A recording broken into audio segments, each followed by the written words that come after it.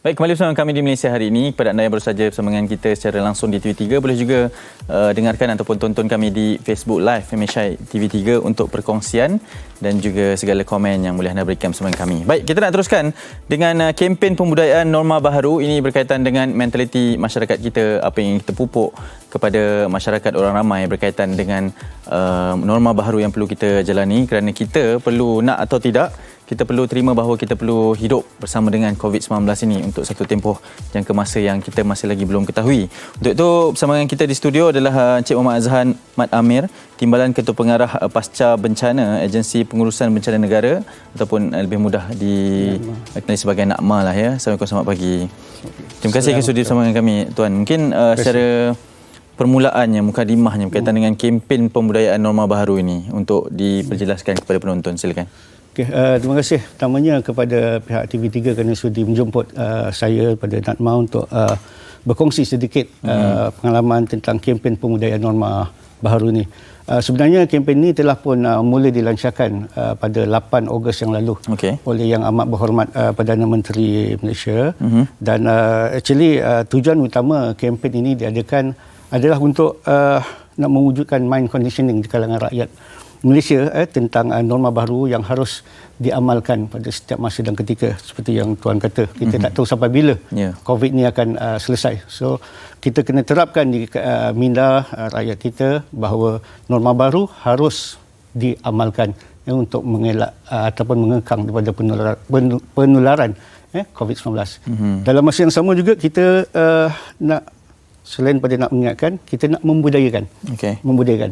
Budayakan maknanya dari segi apa norma-norma baru, SOP yang harus diamalkan mesti dibudayakan pada peringkat yang asasnya, seperti pemakaian pelitup muka, pembersihan tangan menggunakan hand sanitizer, ataupun penjarakan, yang tu asas tu mesti kena dibudayakan. So basically itulah antara tujuan kenapa kempen pembudayaan norma baru ini dilancarkan oleh pihak kerajaan. Secara asas ini adalah kempen yang memang kita perdengarkan setiap hari kepada orang ramai lah. Ya, betul. Bagaimana mekanisme sebenarnya dalam memastikan bahawa apabila kita bercakap kepada orang, ianya terus melekat di minda dan juga terus diamalkan sebagai satu budaya ni, Tuan? Ya, kita ni sekarang menguruskan manusia, dan manusia ni kita memang sentiasa peringatkan mereka. Kena ingatkan mereka. Kalau dalam sembahyang pun kita satu hari 5 kali. Kena ingatkan. Azan tu 5 kali. Sama juga seperti kempen. Kita sentiasa memperingatkan mereka tentang pentingnya untuk mematuhi SOP yang diamalkan. So kita pakai segala platform yang ada. Daripada media elektronik, media cetak dan sebagainya. Kita guna pakai platform tersebut. Contohnya dari segi macam poster-poster kita buat dan kita pamerkan, kita edarkan. Dan di segi pelaksanaannya kita edarkan melalui kementerian. Semua kementerian yang ada kita bekalkan dengan bahan-bahan pameran seperti banner, poster, banting dan pelekat kereta. Dan dalam masa sama kita juga beri juga kepada pihak kerajaan negeri. Maknanya di peringkat kementerian dan kerajaan negeri ini, mereka akan melaksanakan kempen ini di sama ada peringkat kementerian dan juga di peringkat negeri. So itulah maknanya kita sentiasa mengingatkan mereka melalui mekanisme yang kita ada. Ya, dan ini apatah lagi sekarang ini cabaran kepada semua lah ya. Ya, betul. Melihat kepada kumpulan sasaran yang disasarkan melalui kempen pembudayaan ini? Ya, sebenarnya kita ada 10 target group. Kita 10 target group kita. Bermula daripada penjawat awam. Kita ada juga grup-grup pendidikan seperti sekolah, IPT, taska dan sebagainya. Kita ada juga targeted group kita di segi komuniti agama. Komuniti agama.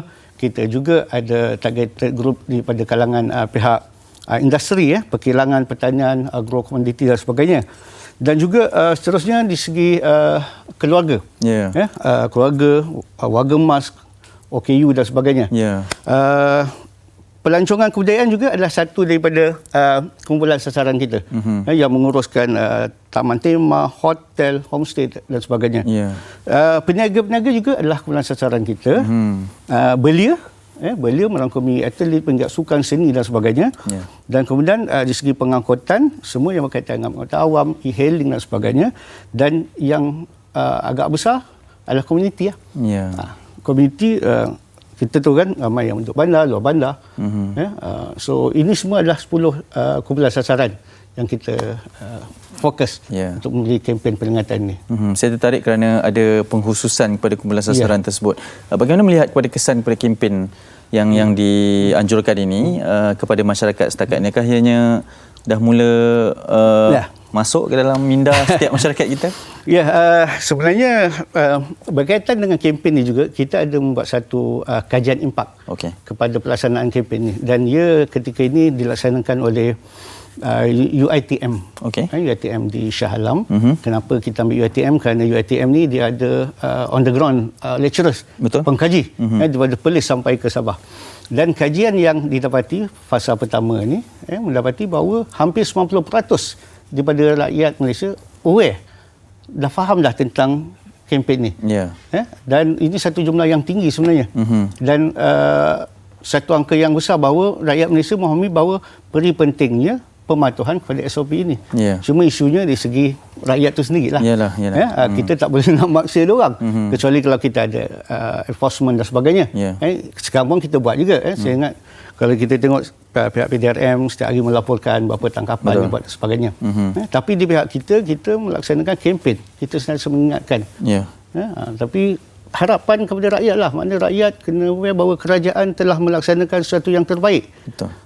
Atas kapasiti yang ada ketika ini untuk mengingatkan rakyat tentang mesti patuh SOP. Pasal KKM, Kementerian Kesihatan Malaysia, saya kata sila patuhi SOP untuk mengekang penularan wabak ni. So kalau kita faham tapi kita tak nak amalkan, satu perkara yang sedih lah. So sebab tu kita sangat-sangat mengharapkan bahawa rakyat semua silalah patuh SOP ni. Kerana Tuan tadi membuka dengan mengatakan bahawa ini adalah untuk menguruskan manusia. Kan, pengurusan manusia ini adalah satu yang sangat kompleks dan subjektif. Antara aktiviti-aktiviti yang telah dijalankan dalam memastikan bahawa ialah 90% itu satu angka yang besar. Tapi nak memastikan lagi 10% tu Tuan untuk turut mengikuti pembudayaan norma baharu ini. Ketika ini aktiviti memang kita dah jalankan oleh pihak kementerian. Contohnya macam Kementerian Perpaduan Negara. Dia ada program targeted group dia, antaranya adalah budak-budak sekolah tadika, Laskar dan sebagainya. Dia ada program macam program dia panggil apa, Take 5 kalau tak silap saya. Setiap pagi break 5 minit, dia ajar bagaimana menjaga kebersihan dan sebagainya. Itu sasaran Kementerian Perpaduan. Itu Perpaduan. Macam JAKIM contohnya. Dia targeted group dia di masjid, surau dan sebagainya. So dah hadir dah benda itu. Kementerian Perpaduan juga untuk yang bukan Islam punya kepercayaan. Di tokong-tokong, kuil dan sebagainya. Semua dah ada dah di situ. Even di Kementerian Kerja Raya kalau kita tengok di sepanjang highway kita, dah ada dah sebenarnya. Di setiap hentian, setiap R&R dah ada poster-poster kita. Even apa nak kata, di sepanjang billboard yang besar-besar pun dah ada dah. So benda tu dah ada. Cuma ialah kalau nak tackle lagi 10% ni, saya rasa kita maknanya peranan ini dikongsi oleh semua komuniti. Semua warga. Bukan setakat kerajaan saja. Maknanya kalau ada pemimpin-pemimpin di peringkat kampung dan sebagainya, komuniti dan sebagainya, mereka kena sama-sama berkempen untuk membantu pihak kerajaan, untuk membantu mereka yang lagi lebih kurang 10% ni untuk sama-sama mematuhi tentang SOP ini. Apatah lagi hari-hari, saban hari pun setiap masa kita saksikan di kaca televisyen, media sosial juga berkaitan dengan kempen kesedaran pembudayaan norma baharu ini. Mungkin Tuan juga boleh bercerita mengenai harapan dan juga apa sebenarnya tanggungjawab kita dalam melaksanakan kawalan kendiri. Sebab kadang-kadang sekarang ni contohnya kalau kita nak keluar, kalau kita dah macam berjalan 500 meter contohnya, tertinggal pelitup muka, kita patah balik nak ambil. Tapi ada setengah orang yang tidak sebegitu. Bagaimana sebenarnya harapan Tuan untuk memastikan bahawa 100% sehingga kempen dijalankan? Harapan kerajaan kita pada peringkat awal permulaan kempen ini memang mengharapkan bahawa semua warga kita, bukan warga kita sebenarnya, bukan warga negara pun yang duduk di tanah air kita ini sentiasa mematuhi SOP ini. Itu memang harapan kita. So maknanya macam saya kata tadi, kerajaan telah melakukan yang terbaik. Sekarang ni peranan itu harus dikongsi bersama dengan masyarakat sendiri. Masyarakat juga kena bersama-sama sentiasa memperingati diri sendiri. Kalau kita jaga diri kita, insya-Allah kita akan jaga family kita. Kalau kita jaga family kita, insya-Allah kita akan jaga masyarakat kita dan seterusnya begitulah. Jadi harapan kita agar masyarakat, rakyat saya personally, saya harap sangat rakyat kita patuhilah SOP. Kerana dengan mengawal kita, insya-Allah kita akan jaga family kita. Family kita lah orang yang kita sayang. Takkan sanggup kita nak tengok anak-anak kita sakit dan sebagainya. Kan? So kita kawal diri kita, kita kawal family kita, kita kawal masyarakat kita, insya-Allah kita akan dapat berjaya.